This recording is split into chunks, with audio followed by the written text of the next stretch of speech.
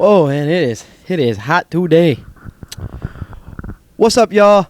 Welcome to FTG Weekly number 2. It is Thursday, June 19th, around like 12:30. I'm filming this day of. I don't usually do that. My time management skills have been atrocious. I went to hoop yesterday instead of coming home to film this.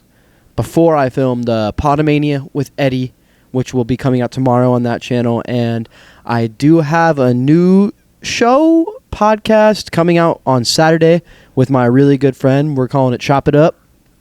Please tune into that. We talked for way too long. That we're probably going to cut the time of that in half for futures. But the first one, we were kind of just going with the flow and seeing how it was. But thank you for stopping by. Hit that subscribe button, and let's get into this week in sports. Tonight at 5:30, it is Game 6 of the NBA Finals between the Thunder and the Indiana Pacers. The Thunder are up 3-2, and it kind of feels like we expected to get here, in my opinion. Like, when you really look at the landscape of the NBA, over the year, it kind of just felt like, all right, who are the Thunder going to face in the final? Who are the Thunder going to face in the finals? And the Pacers did shock us and get that win in Game 1, and they did have a great run. It feels like tonight it comes to an end. Unfortunately, Tyrese Halliburton probably has a strained calf. As of this recording, he's a game-time decision, but I think whether he plays or not tonight, I think that's a really big distraction for this team. And for this Pacers team to get a win tonight with Tyrese Halliburton, it's win the way you have in year 2 so far. It's you got to run the floor, you got to outpace these guys, and you have to really put the foot on the gas and let this team know who you are and why you guys should win this, and put the pressure on them in Game 7 and make them prove they can do it, right?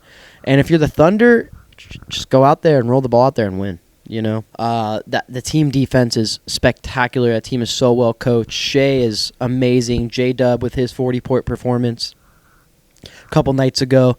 It's just this team is meant to win a championship. And if the Pacers don't have Tyrese Halliburton because of that calf, man, I think it's a wash. I think it's just what is that team really without Tyrese Halliburton? Yeah, T.J. McConnell's cool. But Tyrese Halliburton's kind of like the battery for that team. And you kind of rip that battery out of the back of the Pacers with no Tyrese Halliburton. So I'm really excited to see how that game goes. By next episode, we will know our NBA champion. And probably going to do a deep dive into that. And I'm really excited for that video that I'm going to do. I'm going to do a real deep dive on this Thunder team and how it got to this point, which is going to be a fun video. Probably nothing like this. Probably closer to like the Knicks love letter video.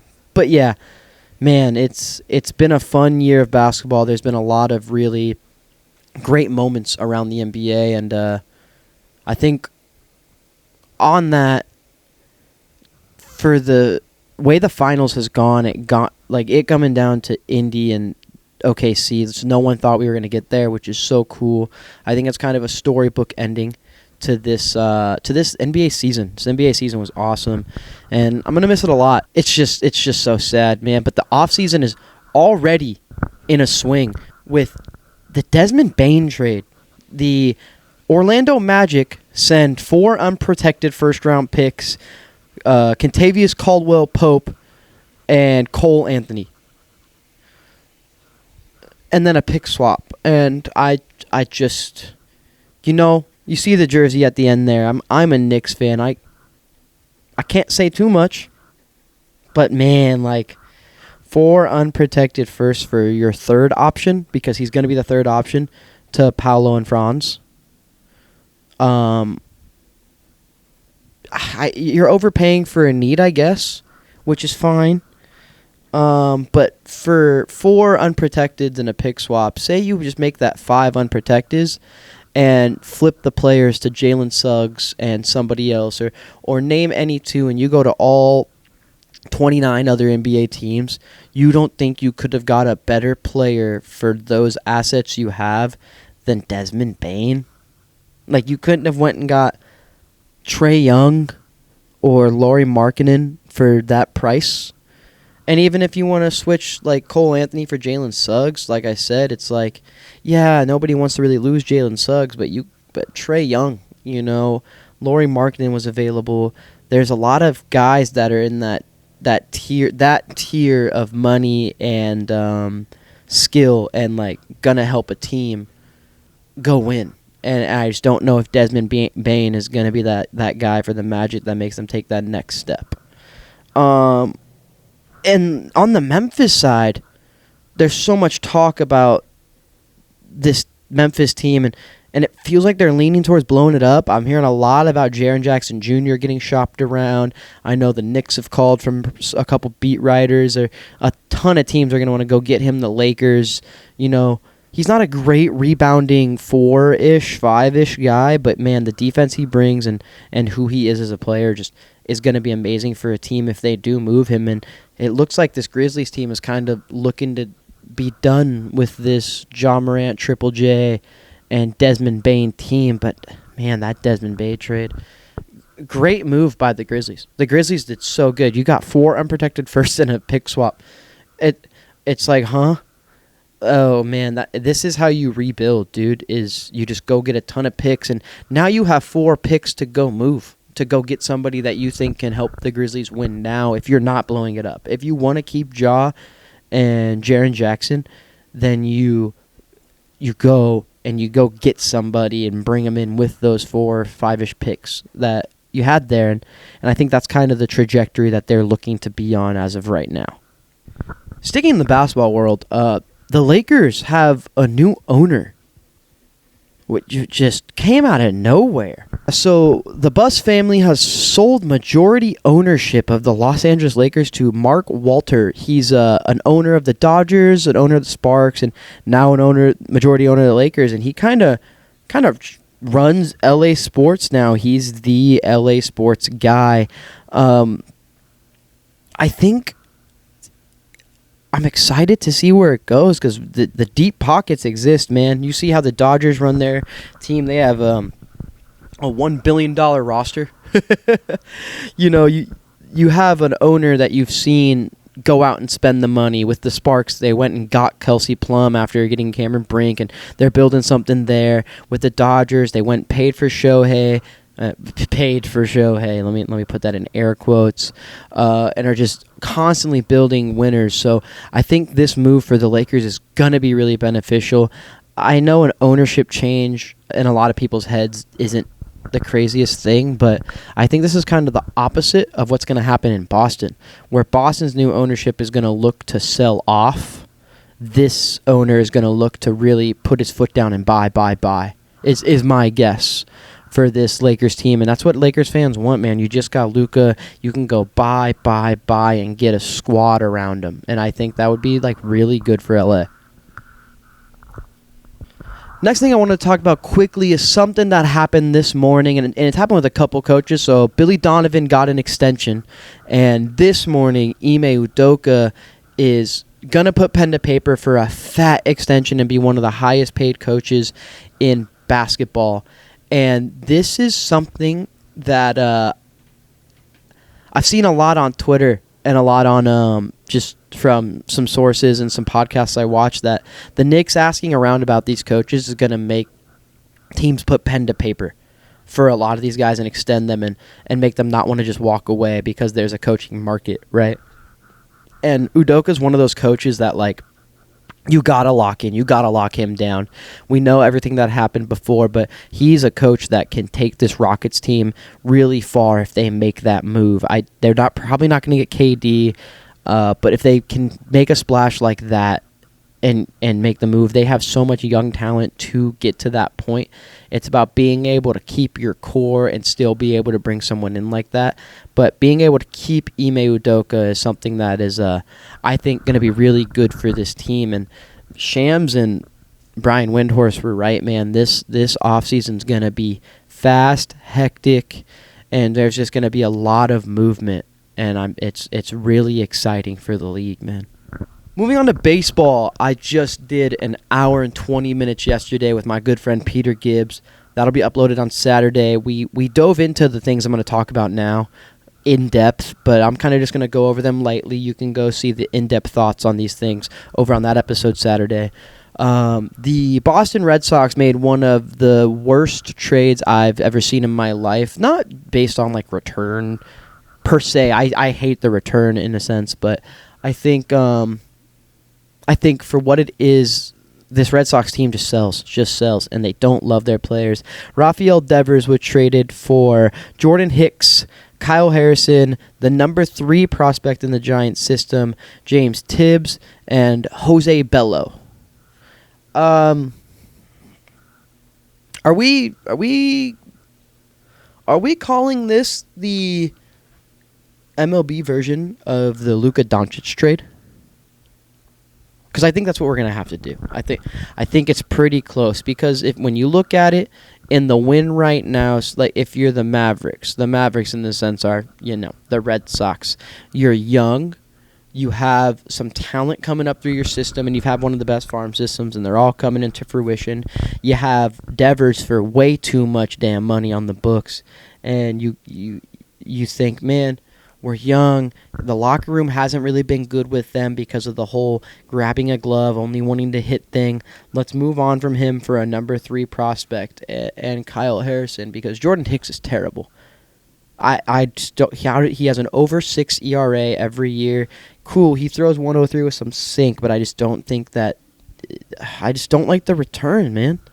The return the Red Sox got, if you eat 20-30% of that salary, you can go get a bat who's going to buy in. You can trade Devers for a Nolan Arenado, that caliber of player where it's like, hey, these guys kind of need to get moved and they're on middling teams. Yeah, one of these middling teams like the Mariners, man, or not even middling, they're a contender. I love them. I think they're great. Their pitching staff is awesome. They could have went and bought them and got a real third baseman so they don't have to keep throwing Williamson out there, dude. Like, and if you eat 30% of the contract, you could have got something so good back from the Mariners or some of these teams, or even the Cardinals may have swapped you Devers and Arenado and some other stuff. Like, there's so many teams with so much talent that could have got Devers if the Red Sox weren't too cheap to bite some of the contract that you signed. But they just wanted to be rid of it, I guess. And I didn't do this enough on the show with Peter. I want to give the Giants and Buster Posey love, man. You have bought in to this team that you have in front of you with Jung-Hoo Lee. Willie Adames is going to figure it out. Logan Webb is a Cy Young caliber pitcher if Paul Skeens doesn't exist, right? There's just so much that Buster Posey has done right in his time as the GM, and he's built a contender in the Giants and a team that, you look at it and you go, man, in a 7-game series, I don't hate them against anybody. And that's kind of what you're going for. And one of those teams is like the Dodgers or the Mets. Like, I can see this Giants team competing in that series, man. It's crazy. In other news in baseball, though, Shohei Ohtani did have his first start back on the mound, solidifying his MVP campaign. Because if a guy pitches and hits, he's going to win the MVP. There's no such thing as voter fatigue when it comes to that, right? He's going to win the MVP. He's throwing a sinker now. It's going to take time for him to really settle back in on the bump. Only threw that inning, gave up a run. But, man, the stuff looks good, and it really looks like we're going to get some vintage Shohei Ohtani coming here soon. And I'm going to end this episode with the NFL. It's going to be quick. The NFL hasn't had anything too crazy. Shamar Stewart still hasn't signed his rookie contract because of this clause. It seems like this is going to be a really long summer for Bengals fans and a long camp with that going on. We'll keep you updated on that. I still think it's just such bad etiquette from the Bengals. Like, I understand other teams have this in their contracts with players, but you never have, and you're trying to add it to this guy out of nowhere. So, of course, he's going to react this way, and, of course, they're not going to want to do any of that. Yeah, and I think the biggest piece of NFL news is Jair Alexander to the Ravens. That secondary is so elite, man. They lock up now. They already did, and that whole defensive front for the Ravens is amazing. I think they're the number 1 team in the AFC North. Like, I think you have to go through them. That's the team you have to run through. Yes, the Bengals are cool, but their defense just isn't there yet. I mean, they tried to get a guy, but now they want to not sign him.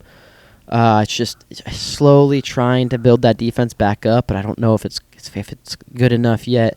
Browns are the Browns, you know.